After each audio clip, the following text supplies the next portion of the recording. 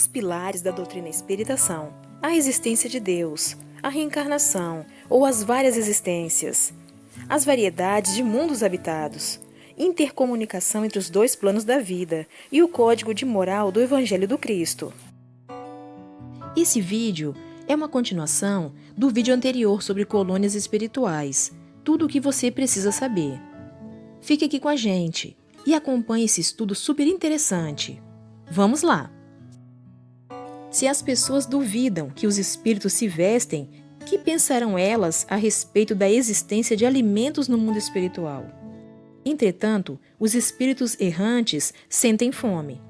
Na maioria das vezes, os desencarnados, logo após o desligamento do corpo físico, são atormentados pelo desejo de satisfazerem suas necessidades fisiológicas, como sede e fome incontroláveis. Para atendimento dessas necessidades básicas, afirmam os espíritos que existem fábricas de concentrados de frutas e sopas, sujeitos à manipulação específica da espiritualidade. Nos hospitais das colônias, alimentos são fornecidos aos enfermos, a fim de se revigorarem. Esses manjares espirituais, segundo informações do outro mundo, possuem gosto e aroma que não tem similar na Terra. Nos centros de reeducação, para onde são conduzidos os espíritos recém-chegados do umbral, faz parte do tratamento a ingestão pelos enfermos de alimentos semelhantes aos terrenos, porém menos densos, até que se adaptem a sistemas de sustentação das esferas superiores. Uma das coisas que mais interessa aos desencarnados é a alimentação. Assegura que os espíritos errantes comem e bebem, absorvem principalmente muita água, pois é um ótimo alimento para o perispírito, que capta sua ação benéfica. Informa que os corpos perispirituais se encontram impregnados de umidade. Muitos espíritos já informaram que a água tem imenso valor no mundo espiritual. E esse líquido poderoso, veículo de fluidos de qualquer natureza, sendo utilizado também como medicação. Os espíritos chamam a atenção dos encarnados para o fato de que, nas faixas superiores da espiritualidade, o corpo não tem necessidade de alimentação, no sentido que entendemos.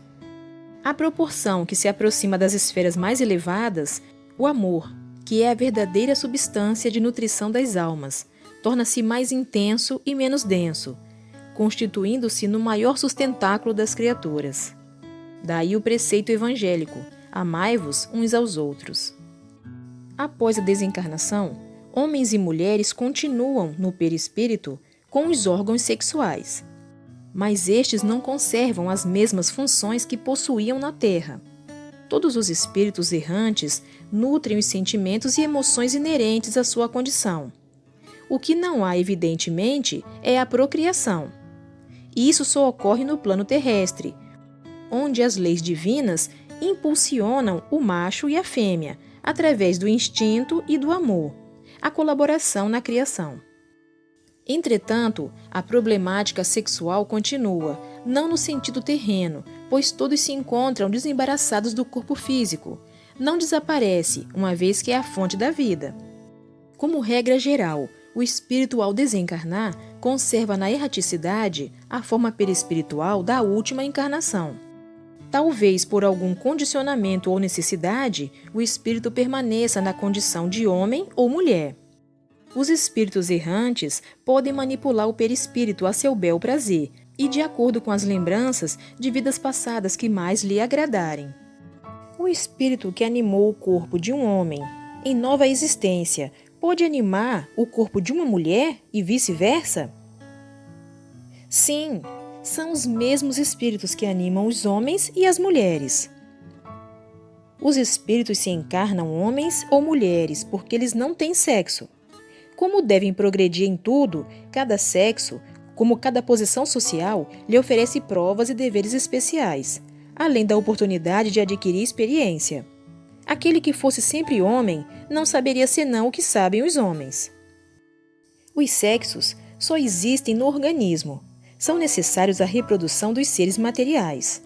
Mas os espíritos, sendo criação de Deus, não se reproduzem uns pelos outros, razão porque os sexos seriam inúteis no mundo espiritual. Aos homens e às mulheres são assim destinados deveres especiais, igualmente importantes na ordem das coisas. São dois elementos que se completam um pelo outro. Na obra O Sexo Além da Morte, seu autor, R.A. Ranieri, através de desdobramentos, visita as zonas da espiritualidade em que se encontram criaturas profundamente envolvidas com problemas sexuais que lhes impedem a marcha ascensional. Segundo suas observações, estão elas de tal forma arraigadas às práticas aberrantes e viciosas que apresentam o perispírito totalmente deformado. São espíritos errantes que abusaram do sexo e que continuam, após a desencarnação, com os mesmos hábitos. Condicionados a práticas libidinosas, vivem nos bordéis terrenos, usufruindo dos prazeres sexuais, juntamente com os encarnados com quem tem afinidade, em processos obsessivos recíprocos. Nestes espíritos, denominados de vampiros pelo professor Herculano Pires, os apelos sexuais são tão intensos que os desequilibram psiquicamente. As entidades denominadas de íncubos e súcubos. Íncubos, seres espirituais, com características masculinas que mantêm relações sexuais com mulheres. No seu oposto estão os súcubos, que seduzem os homens. São responsáveis por terríveis obsessões, pertencem a essa categoria. Na obra Sexo e Destino, ditada pelo espírito André Luiz, através dos médiuns Francisco Cândido Xavier e Valdo Vieira, temos informação da existência do Hospital Escola Almas Irmãs. É uma instituição destinada a socorrer espíritos desencarnados de todas as idades e de ambos os sexos, necessitados de reeducação sexual. Está sediada em 4 km² de edifícios e arruamentos, parques e jardins. É, na realidade, uma pequena cidade. Levado pela curiosidade, o espírito André Luiz pede informações ao instrutor Neves a respeito do instituto.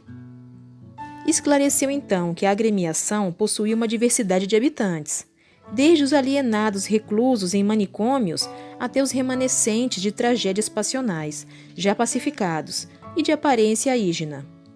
No Hospital Escola, os enfermos têm como tema central de estudos o sexo, pesquisado e enobrecido nas inúmeras faculdades de ensino, e desdobrado em especialidades.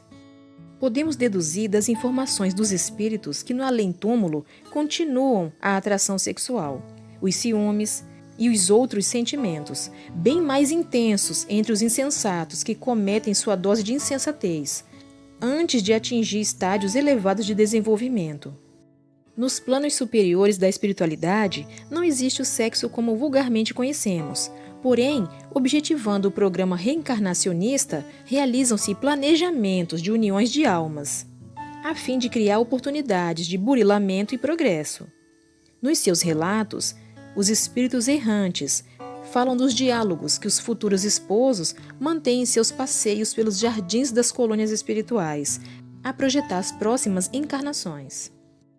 Os diversos sentimentos e emoções, positivos ou negativos, cultivados pela humanidade terrena, se transferem para o mundo espiritual. O ódio, o orgulho, a inveja, a avareza, a luxúria, a dedicação, a tristeza, a fraternidade, a alegria, entre outros.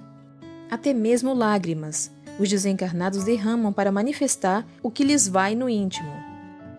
O espírito não experimenta nenhuma fadiga, como nenhuma das nossas enfermidades. As necessidades do corpo determinam necessidades sociais, que para eles não existem.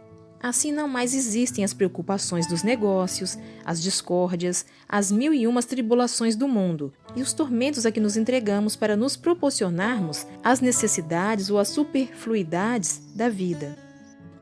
Quanto mais felizes são os espíritos elevados, tanto mais sofrem os inferiores. Mas esses sofrimentos são angústias, e embora nada tenham de físico, nem por isso são menos pungentes. Eles têm todas as paixões e todos os desejos que tinham em vida. Referimo-nos aos espíritos inferiores. E seu castigo é o de não poder satisfazê-los. Isto é para eles uma tortura que julgam eterna, porque sua própria inferioridade não lhes permite ver o término o que é para eles um castigo. Faz parte do aprendizado dos estudantes desencarnados a observação de comportamento dos espíritos na erraticidade. Há os que alcançaram o equilíbrio e se dedicam a obras beneficentes, como também os apegados aos locais de opróbrio e de vícios. Os que abusam do álcool e rondam as tabernas terrenas, imantados a encarnados que abusam da bebida, esses conhecidos como vampiros. Outros arrastam durante longos períodos sofrimentos intoleráveis, criados pela própria mente dementada. Conservam sentimentos vis, continuam a mentir e a instigar conflitos entre os encarnados. Suas feições, assim como todo o corpo, tomam características hediondas que, segundo informações do mundo espiritual, causam pavor.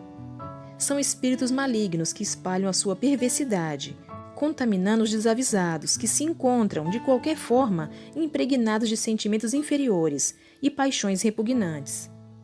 Alimentam-se eles de emanações venenosas, desprendidas da excitação colérica e dos fluidos animalizados dos seus semelhantes. Esses espíritos necessitam quase sempre de um tratamento nos dois planos, espiritual e terreno, através de uma doutrinação segura e constante. No além-túmulo, há espíritos que dedicam seu tempo ao auxílio e ao progresso geral, pois já cultivam bons sentimentos, como o amor, a caridade e a fraternidade. Entre eles, não há lugar para a inércia e a preguiça. A prece, o trabalho, a alegria e os ideais superiores fazem parte do seu cotidiano. São os benfeitores do espaço, aliados das esferas superiores, que recebem a tarefa de instruir espíritos mais atrasados e aspiram à dignidade do Mestre Jesus. Já foi dito que, como na Terra, no plano espiritual, existem casas, ruas, flores e quaisquer outros objetos dos concebidos, cultivados e construídos pelo homem encarnado. E todas essas notícias têm intrigado muita gente. Qual será então o processo utilizado pelos espíritos desencarnados em suas criações e construções? E Allan Kardec responde: é o manejo da vontade e do pensamento. O pensamento é força criadora. A vontade é força propulsora. Por meio dessas duas forças, os espíritos constroem tudo o que desejam. O universo é o seu laboratório. Na Terra, pensamos e não vemos de imediato a ação da nossa mente, mas aqui, ao pensar, já percebemos a materialização da ideia. Na Terra, antes de um artífice fabricar um objeto, concebe no pensamento a forma, a cor e as características desse mesmo objeto. Depois reúne os materiais necessários e parte para a realização da obra. No plano espiritual, o processo se dá de outra maneira.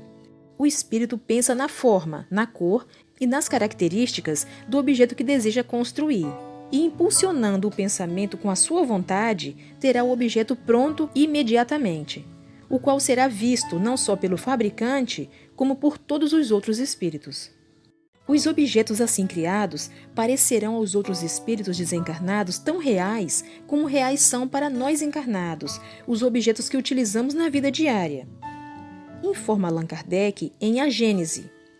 Basta o espírito pensar alguma coisa para que essa se produza, assim como basta modelar uma área para que esta repercuta na atmosfera. Em reuniões de estudos fenomênicos, muitas vezes esse processo é utilizado quando os espíritos trazem aos laboratórios de pesquisa objetos, flores, frutos e etc. O mesmo acontece nos fenômenos de aparição de espíritos, quando desejam ser reconhecidos por parentes ou amigos e assim provar suas identidades, sem deixar dúvidas nos observadores. Apresentam-se então com sinais exteriores inconfundíveis, cicatrizes, membros amputados, da encarnação anterior, para a qual se transporta em pensamento e ainda cria fluidicamente objetos e acessórios que tinham o hábito de usar em vida, cachimbos, bengalas, armas e outros.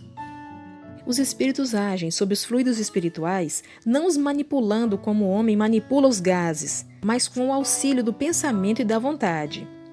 O pensamento e a vontade são para os espíritos o que a mão é para o homem. pelo pensamento, imprimem a esses fluidos tal ou qual direção. Aglomeram-nos, combinam-nos e os dispersam. Com eles formam conjuntos, tendo uma aparência, uma forma, uma cor determinadas. Mudam as suas propriedades, como o químico muda as dos gases e de outros corpos, combinando-os segundo certas leis. São o grande ateliê ou laboratório da vida espiritual.